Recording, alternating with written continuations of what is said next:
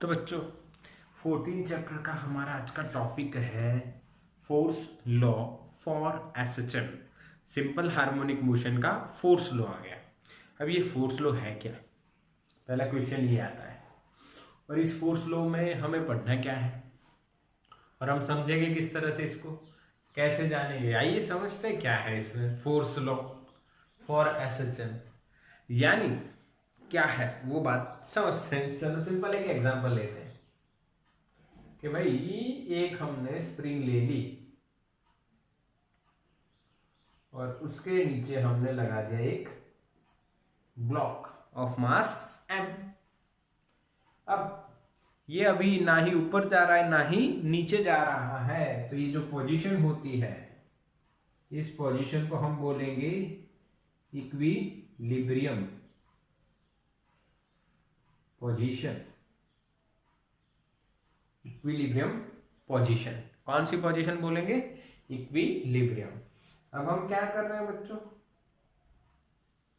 इसको यहां पे लेके आए थोड़ा सा नीचे।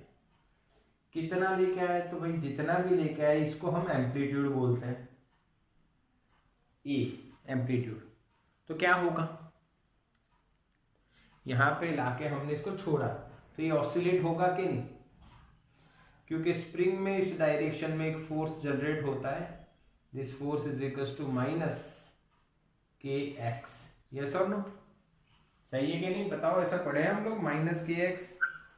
हाँ के ना बोलो, मैसेज करो, यस और नो मैसेज करो बच्चों। क्या हमने पढ़ा है ऐसा स्प्रिंग केस में? यस याद होगा चैप्टर नंबर 6 में। अब जैसे ही ये ब्लॉक मोशन में आएगा तो आपको पता है कि यहाँ पे वेलोसिटी मैक्सिमम, यहाँ पे वेलोसिटी 0 होगी। यहाँ पे वेलोसिटी कितनी होगी? 0। यहाँ पे कितनी होगी? मैक्सिमम। फिर ऊपर आएगा यहाँ पे 0, फिर वापस यहाँ पे मैक्सिमम। ऐसे ऑसिलेट होता रहेगा, यानी वेलोसिटी इसकी टाइम के साथ चेंज हो रही है। वेलोसिटी चेंज हो रही है यानी कि एक्सेलरेशन है। तो बच्चों यहाँ पे हम लोग न्यूटन सेकंड लॉ को ला सकते हैं, क्योंकि फोर्स भी है। तो भाई फोर्स ऑन ब्लॉक अगर हम लिखना चाहें बच्चों तो हम ऐसा लिख सकते हैं, F is equals to ma according to Newton second law. Yes और no? F is equals to क्या लिखा जाएगा? ma लिखा जाएगा। Force is equals to ma। Okay, अच्छा तो a की वैल्यू क्या है ये SHM में बताओ? तो क्या बच्चों आपको पता है a की वैल्यू हम लोगों ने ऐसे लिखा हुआ है a के बारे में, minus omega square x of t. Yes और no? Yes, minus omega square x Nisarg का आंसर राइट है। अच्छा क्या यही यहाँ पे रख देंगे? हाँ सर रख दो। तो हमारा आंसर है क्या? माइनस एम ओ ए की जगह क्या रखेंगे? Omega square x of t. This is the force on this block. Yes और no? This is the equation of force on this block. Simple. Due to its motion. Due to its motion बच्चों। अब देखो क्या होता है, यहाँ पे reason में लिख रहा हूँ, रीजन में लिख रहा हूँ एक्सेलरेशन हमारा minus omega square x of T हो गया। तो इसको हटा देना है मुझे इसीलिए, क्योंकि हमें जगह चाहिए उधर और काम करेंगे।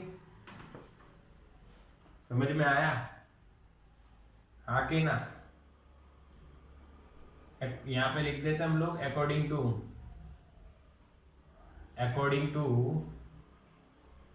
न्यूटन सेकेंड लॉ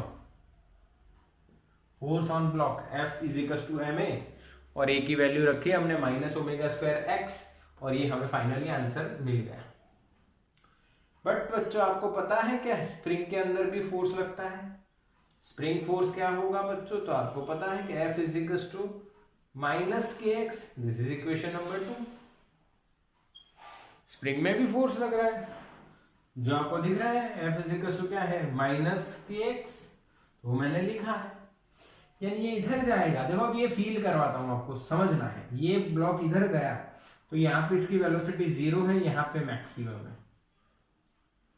तो बच्चों ब्लॉक पे किधर फोर्स लग रहा होगा बताओ। जब ब्लॉक यहां से यहां आ रहा है V मैक्स से 0, तो ब्लॉक पे कहां फोर्स लगेगा, अप साइड या डाउन। मैसेज कर, क्वेश्चन समझो फिर से एक बार। Yes Nisarg, again answer is right. जब ब्लॉक इक्विलिब्रियम से डाउनवर्ड साइड आएगा, वेलोसिटी मैक्सिमम से 0 हुई, यानी ब्लॉक पे फोर्स किधर लग रहा है, ऊपर। और वो फोर्स किसके कारण लग रहा है, तो क्या स्प्रिंग के कारण। तो क्या ये दोनों फोर्स इक्वल होंगे, यस सर इक्वल होंगे। तो from equation number 1 and 2,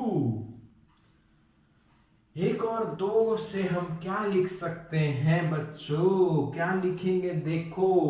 x x तो सेम है, कट हो जाएगा, तो क्या बचेगा, एम ओमेगा स्क्वायर, या K is equals to M omega square. Yes और नो। देखो X X cut, minus minus cut, K की जगह क्या रहेगा भाई, एम ओमेगा स्क्वायर। यानी कि बच्चों अगर आप ओमेगा लिखना चाहो तो क्या आपको रूट के बाई एम लिखना पड़ेगा, क्योंकि ओमेगा का स्क्वायर अगर आपने सब्जेक्ट बना दिया तो एम नीचे चला जाएगा, तो के बाई एम हो जाएगा। क्या समझ में आ रहा है, यस और नो। मैसेज करो, समझ में आ रहा है मेरी बात, जो मैं कह रहा हूं वो समझ में आई है आपको। एम नीचे आ गया, मास ऑफ द ब्लॉक। अच्छा के क्या है, अच्छा सर के बारे में नहीं बात की, यानी आपने पढ़ा है भाई स्प्रिंग कांस्टेंट, हाँ के ना, मैंने ही पढ़ाया है आपको 6th चैप्टर में। स्प्रिंग कांस्टेंट इज के। ये स्प्रिंग कांस्टेंट क्या डिसाइड करता है कि भाई स्प्रिंग कैसी है, यानी कैसी का मतलब इजीली खींच जाती है या नहीं खींचती है, या जोर लगाना पड़ता है, हाँ वो डिसाइड करता है। Yes yes yes. तो omega is equal to under root k by m आ गया। अरे वाह। अब ओमेगा का इक्वेशन आपको पता है, ये भी मैं बता देता हूं। देखो इधर ध्यान से देखना भाई, अगर आपको टाइम पीरियड ऑफ ऑसिलेशन निकालना है तो t इज इक्वल टू क्या बच्चों, आप 2 पाई बाई ओमेगा लिखना पसंद करते हो। यस सर, ये तो आपने 2 बार बताया है। अच्छा आप पूछोगे 2 बार कहाँ बताया है, पहली बार हमने बताया था ये आपको 4th चैप्टर में यूनिफॉर्म सर्कुलर मोशन में, दूसरी बार मैंने बताया आपको 7th चैप्टर में, और तीसरी बार हमने देखा इसी चैप्टर में 14 में। ये रिलेशन आपको याद रह जाएगा। क्यों, कैसे याद रहेगा, तो ओमेगा क्या है बच्चों, 2 नाम है इसके, ओमेगा के 2 नाम है। एक नाम जो हमें पहले से पता है एंगुलर वेलोसिटी, दूसरा एंगुलर फ्रीक्वेंसी। दोनों इसी के नाम है, रखते हैं भाई। जैसे कि हमारे भी तो 2 नाम होते हैं, तो इसके 2 है तो क्या तकलीफ है। अच्छा क्या हमें एंगुलर वेलोसिटी यानी डिस्प्लेसमेंट अपॉन टाइम लिखना चाहिए भाई, तो क्या सही सही लिखा है सर। सर आप बिल्कुल सही कह रहे हो, अगर आप वेलोसिटी लिख रहे हो तो आपको डिस्प्लेसमेंट अपॉन टाइम तो लिखना ही पड़ेगा, उसका इक्वेशन वही होगा। अच्छा अब मैं आपको ऐसा कहूं कि एक रोटेशन की बात करें, if you talk about only single rotation और सिंगल ऑसिलेशन, हाँ तो उसमें कितना एंगल चेंज होता है, तो क्या सर 2 पाई होता है। उसमें टाइम कितना लगता है, तो टाइम पीरियड t लगता है। अरे वाह, अब समझ में आया कि omega is equal to 2 pi by T कैसे आता है। बोलो समझ में आया ना, ये बिल्कुल इतना ही सरल है। चलो ठीक, तो मैंने लिखा है यहाँ पे 2 पाई, तो क्या मुझे ओमेगा की वैल्यू ओमेगा लिखनी है, 1 अपॉन ओमेगा है तो 1 अपॉन ओमेगा आएगा, तो 1 अपॉन ओमेगा इसका उल्टा हो जाएगा, तो बेटा m बाई के आ जाएगा। This is the final answer for the time period. Yes और नो बच्चा। अरे वाह सर, तो फोर्स लॉ में हम क्या सीखे सर, तो बच्चों फोर्स लॉ में आप क्या सीखे, देखो फोर्स लॉ में आप क्या सीखे, सोचो क्या सीखे। फोर्स लॉ में आप सीखे भाई टाइम पीरियड ऑफ ऑसिलेशन कैसे निकलता है। यस और नो, इसको आपने खींच के ऐसे छोड़ा तो ये ऑसिलेशन होता रहा, तो time period of oscillation is equal to 2 pi under root m by k, under root m by k। m is mass of the body, mass of block, and k is spring constant, k is spring constant। अच्छा spring constant का unit क्या होता है, ये याद रखो, Newton पर metre क्या होता है, न्यूटन पर मीटर। कहाँ से आया, यहाँ से आया, देखो ये न्यूटन ये मीटर, तो के का यूनिट क्या होगा, न्यूटन पर मीटर होगा भाई। यस और नो, बोलो क्लियरिटी बनी कि नहीं। ये हो गया हमारा फोर्स लॉ फॉर एसएचएम। एक बार क्विक रिवीजन देखते हैं। एक स्प्रिंग है जिसका कांस्टेंट के है, उस पर आपने एक ब्लॉक लगाया और उसको डिस्प्लेस करके छोड़ा, तो ऑसिलेशन करना स्टार्ट किया। ऑसिलेशन कर रहा है तो उस पर न्यूटन सेकंड लॉ लग गया, force is equal to m a. Acceleration in SHM हमें ऑलरेडी पता है, माइनस ओमेगा स्क्वायर एक्स वो रखा, तो this is the equation. But spring force का इक्वेशन आप चैप्टर 6 में जो पढ़े हैं वो क्या है, F is equal to minus के एक्स। दोनों को कंपेयर कर दो, कंपेयर से आपको K is equal to M omega square मिल गया। ओमेगा का इक्वेशन बना अंडर रूट के बाई है। और टाइम पीरियड और ओमेगा का रिलेशन तो हमें पहले से पता है सर, हमें पता है क्या, T is equal to 2 pi by omega, तो 2 पाई बाई ओमेगा हमने लिखा और हमें आंसर मिल गया। बोलो समझ में आया बच्चे, यस और नो, बिल्कुल क्लियर। अच्छा, तो अब आपको ऐसा कोई भी सिस्टम दिया हो और आपको कहा हो फाइंड द टाइम पीरियड, तो क्या इक्वेशन लगाओगे, 2 pi under root M by K. अच्छा, इसका शॉर्टकट देखते हैं, चलिए शॉर्टकट बनाया हुआ है आपके लिए। हाँ, तो बच्चों हिंदी में अगर आपको पूछना है कि ये क्यों, और क्यों कोई नहीं, यही चीज हमें गुजराती में पूछनी है तो कैम। तो भाई मैंने मान लो ओमेगा लिया यहाँ पे, तो आपने पूछा sir omega came, yes sir no, omega came k by m, omega why omega came. दूसरा यहाँ पे बनता है टाइम पीरियड का तमाकू, क्या रखेंगे, तमाकू।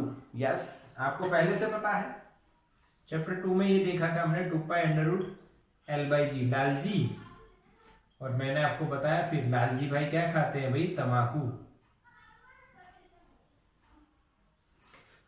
याद रहेगा ना, बढ़िया ट्रिक है ना, टी एम बाई के, तमाकू, बिल्कुल यही ट्रिक है, आपको पता है होना चाहिए भाई। जो लालजी भाई हैं वो तमाकू खाते हैं, क्या याद रहना चाहिए, जो लालजी भाई हैं वो क्या खाते हैं, तमाकू खाते हैं। यस बिल्कुल, और वो खाना अच्छी बात नहीं होती है, कैंसर हो सकता है, तो इसका स्क्रीनशॉट लो। चलो बच्चों आगे बात करते हैं अब, ये यानी क्वेश्चन कैसे बनते हैं आपके यहाँ पे। देखो अभी ये सिंपल हो गया, अब आपके इसके इक्वेशन पूछेंगे तो भाई इतना मास है, इतना स्प्रिंग कांस्टेंट है, आप बताओ आंसर। तो ठीक है हम बता देंगे। कोई एग्जांपल है देखो तो एनसीईआरटी में है कि नहीं, देखो तो भाई है कोई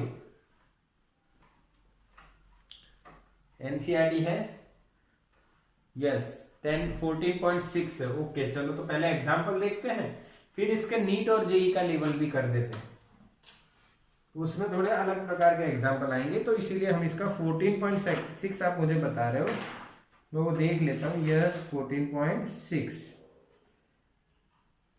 है।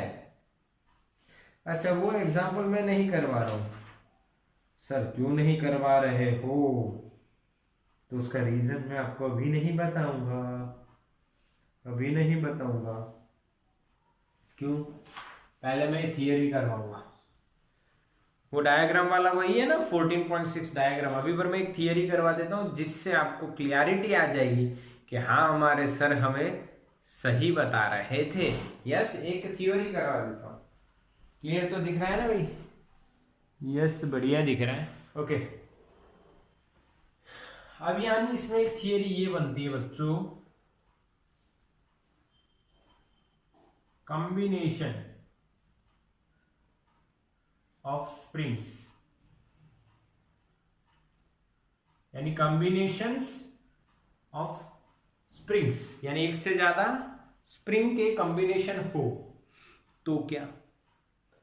तो पहला केस लेते हैं भाई, सीरीज में स्प्रिंग लगाई गई हो, यानी इसका मतलब क्या है, तो एक स्प्रिंग लटका रखी है, उसके साथ आपने दूसरी स्प्रिंग भी लगा दी है, दोनों के अलग अलग हैं और वो ऐसे लटका दी है सीरीज में, पहले एक फिर दूसरी, और उसके नीचे मास लगाया है, देखो ऐसे।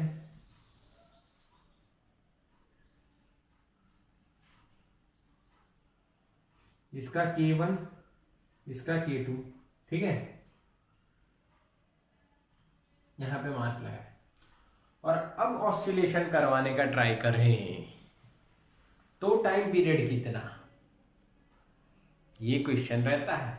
ऐसे तो आपको सिंगल एक स्प्रिंग है तो आप लिखोगे T इजिकल्स टू 2π√m, तो m तो यहां भी है पर यहाँ पे K1 नहीं K2 है, तो K कितना लिखा जाएगा, कौन सा K लिखना है, ऐसा क्वेश्चन आएगा। K1 लिखूं या K2 लिखूं। दूसरी बात ऐसी हो जाएगी दोनों का कॉम्बिनेशन लिखा जाएगा, तो थियरी के नाम से आपको पता तो चल रहा है ना, क्या लिखेंगे, कॉम्बिनेशन। चलो तो बच्चों सोचते हैं कैसे कॉम्बिनेशन होगा। तो सीधा हिसाब ये है, यहां पे इसको सॉल्व करने का सीधा हिसाब ये है भाई कि यहां पे दोनों का जो स्प्रिंग का जो मास है उसको मास लेस मानते हैं।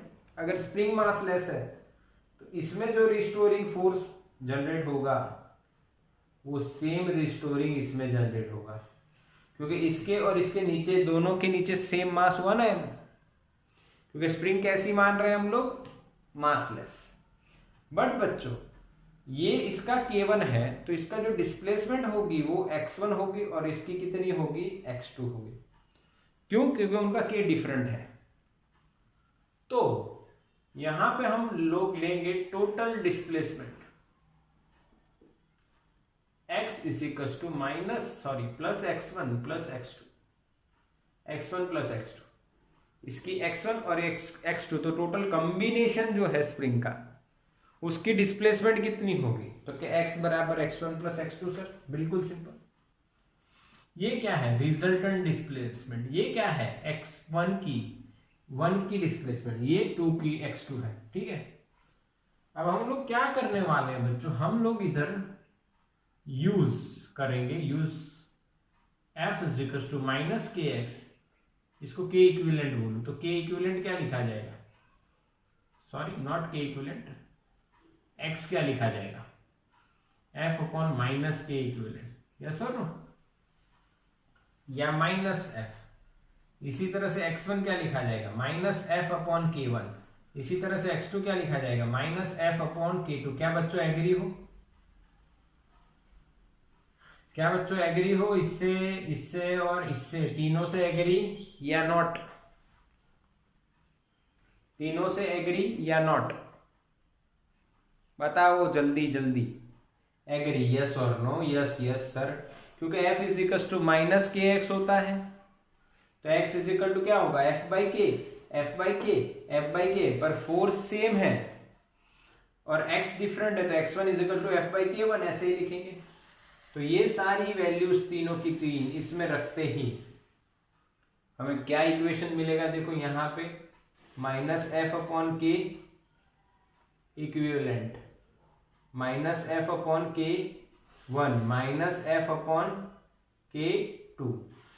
क्या बच्चों, माइनस f कॉमन आएगा दोनों साइड और दोनों साइड कॉमन आके कट हो जाएगा तो we will get the equation 1 upon k equivalent is equals to 1 upon k1 plus 1 upon k2. This is the answer.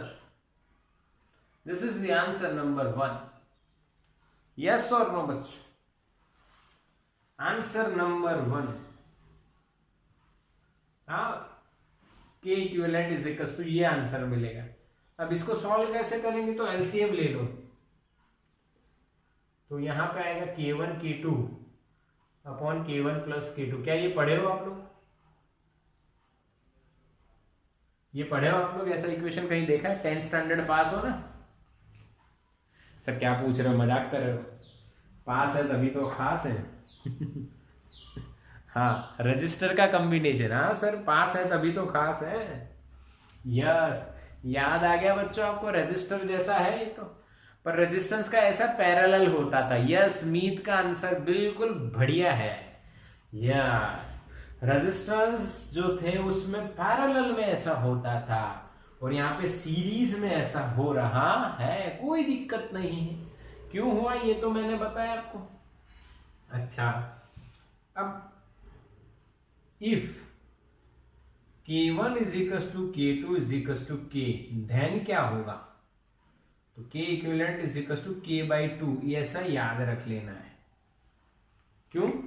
अरे याद नहीं रखना सर, लॉजिक है, K square upon K plus K, 2K, K square upon 2K, K cut तो K/2। अच्छा, for n spring लिखे तो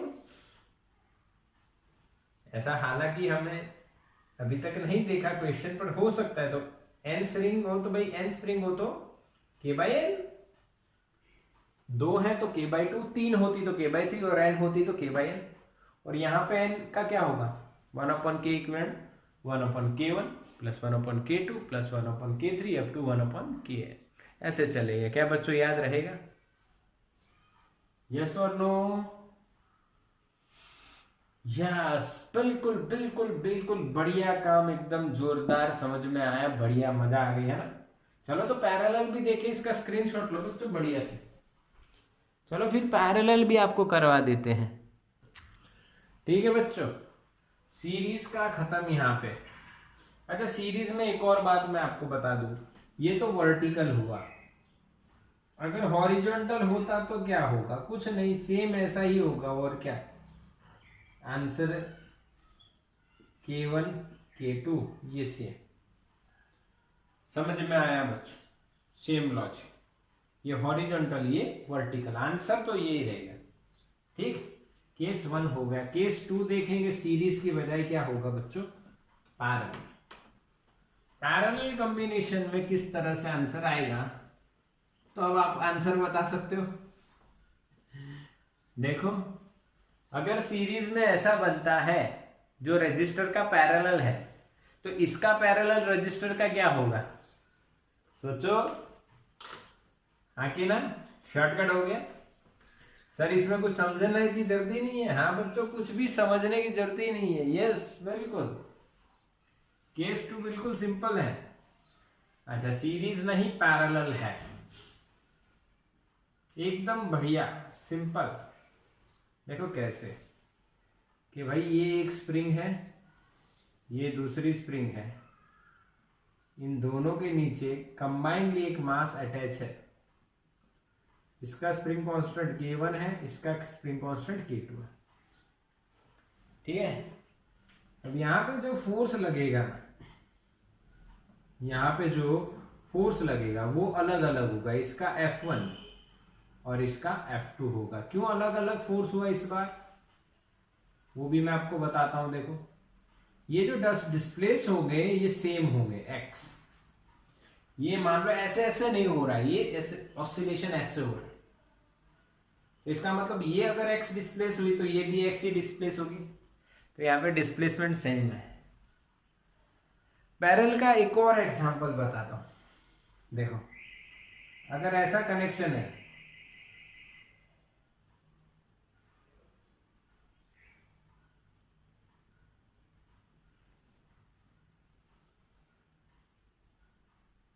ये भी पैरेलल है, ये जितना खींचेगी ये उतना कंप्रेस होगी, यानी दोनों में x सेम रहेगा। एक और बता देता हूं, इधर देखो पैरेलल का, इसको भी पैरेलल ही बोलेंगे।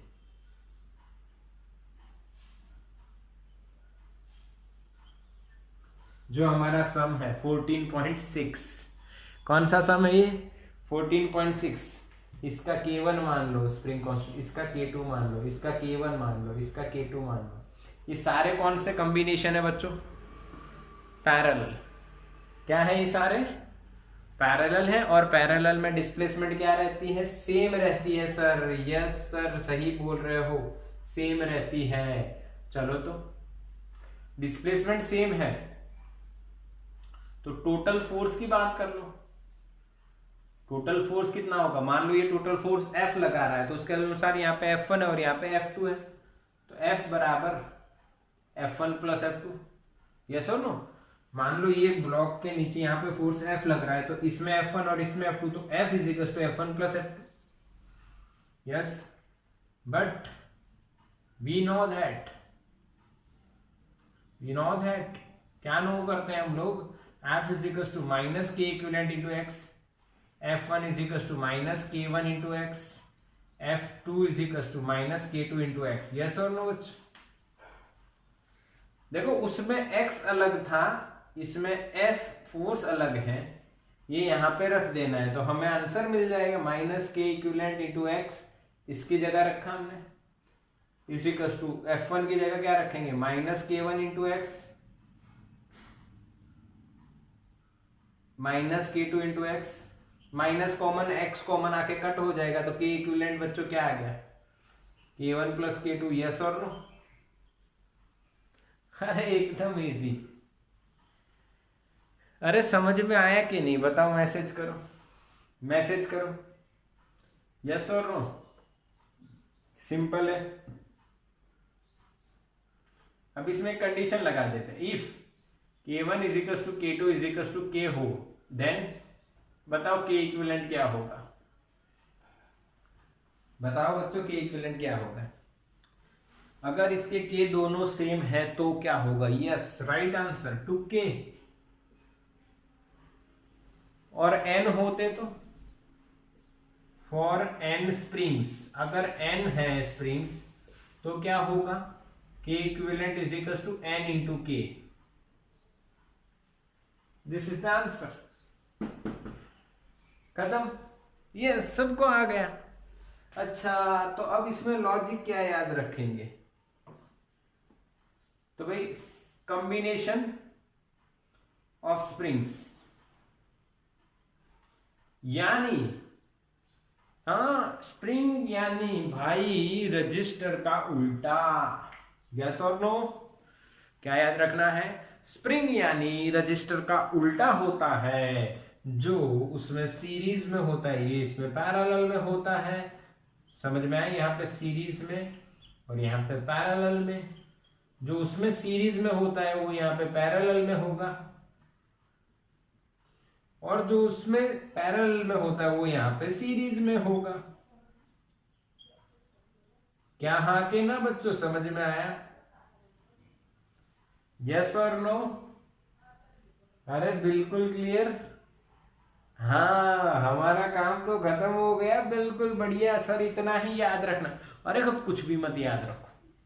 अच्छा आपको अगर बेसिक कंसेप्ट एग्जाम में कह रहा हूँ कुछ भी मत याद रखो, इसका मतलब ये नहीं है कि कुछ भी मत याद रखो। हाँ हालांकि कई क्वेश्चन पूछे जाते हैं, आपको बेसिक नॉलेज होनी चाहिए, बट अगर ओवरऑल आप देखो तो सिर्फ ये कॉम्बिनेशन आपको आना चाहिए, बाकी इतना सब मैंने समझा है वो आपको समझ के याद रखना है या नहीं रखना है वो आप पे है। बट क्वेश्चन आए या कहीं पे ये कोई कॉन्सेप्ट लिंक हो तो आपको समझना रहता है। तो बच्चों दोनों क्लियर ना? सीरीज में क्या हुआ, रजिस्टर का पैरेलल, स्प्रिंग का पैरेलल, रजिस्टर का सीरीज।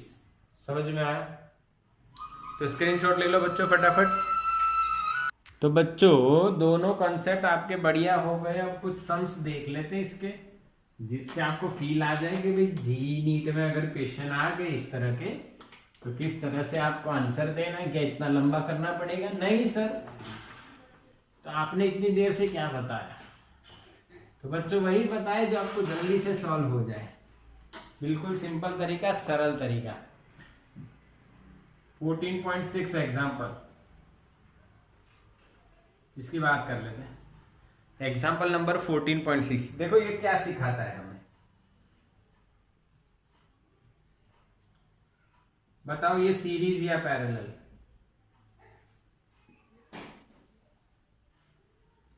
बताओ कौन सा है, सीरीज या पैरेलल? पैरेलल, सही जवाब। तो इसका टाइम, अगर इसको ऐसे पकड़ के इधर खींच के छोड़ा तो ये ऑसिलेशन करेगा, तो टाइम पीरियड क्या होगा? तो सबसे पहले के इक्विवेलेंट निकालो, तो K1 प्लस K2 यानी आप 2K बोल दोगे। तो टाइम पीरियड तमाकू याद है, 2π√m/k इक्विवेलेंट। के इक्विवेलेंट कितना है यहाँ पे? 2K। क्या बच्चों आंसर आ गया? देखो यस, इतना सिंपल है। क्या डिफिकल्ट लगा आपको? अरे कंसेप्ट समझना थोड़ा डिफिकल्ट रहता है फिजिक्स में, बाकी तो ज्यादा टफ नहीं है इतना कुछ। एक और एग्जांपल देख लेते हैं। आओ ये K है बच्चों, यहाँ पे M है, यहाँ पे 2K है। ठीक है, बताओ तो K इक्विवेलेंट क्या होगा? K1 प्लस K2 यानी कि बच्चों 3K, इन दोनों का एडिशन।